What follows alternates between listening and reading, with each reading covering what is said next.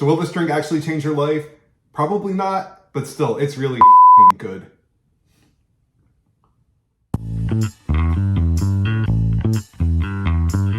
Hello and welcome to Deliciously Awkward. Today I'm going to show you how 3 simple ingredients transform to make one amazing drink.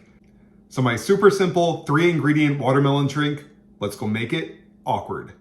So our first ingredient is watermelon, which I cut into chunks yesterday. I left in the fridge overnight, not only to chill, but also to accumulate a lot of liquid in the bottom. We want this to be wet and moist. And the great thing about this recipe is that if you have a watermelon that doesn't taste that good, this will completely reinvent it and elevate it into something amazing. And more often than not, I find watermelon are usually subpar. You know, I like to compare watermelon to people. You might find a good one here or there, but most of them will just totally disappoint you. Okay, so we're gonna take some of this watermelon and put it in the blender. So that should be enough, and now we're gonna pour some of that amazing liquid in. So if you don't have much liquid, or if you wanna do it right away, you could always add water. Won't be as flavorful, but that's fine. So our next ingredient is lime juice. So I'm just gonna cut this open and use my citrus juicer. Got all over me. And now the final ingredient, which really takes us over the edge, some fresh mint leaves. And then you just want to blend it until it all liquefies.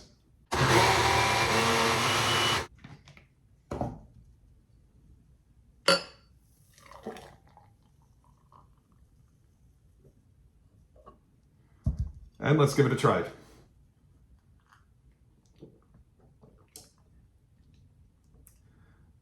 I'm telling you, this is so good.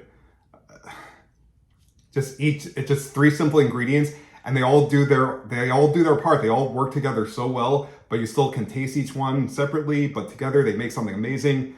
And yeah, I mean, what's great about this? There's no added sugar, there's no fat, there's no cholesterol. It's just pure flavor.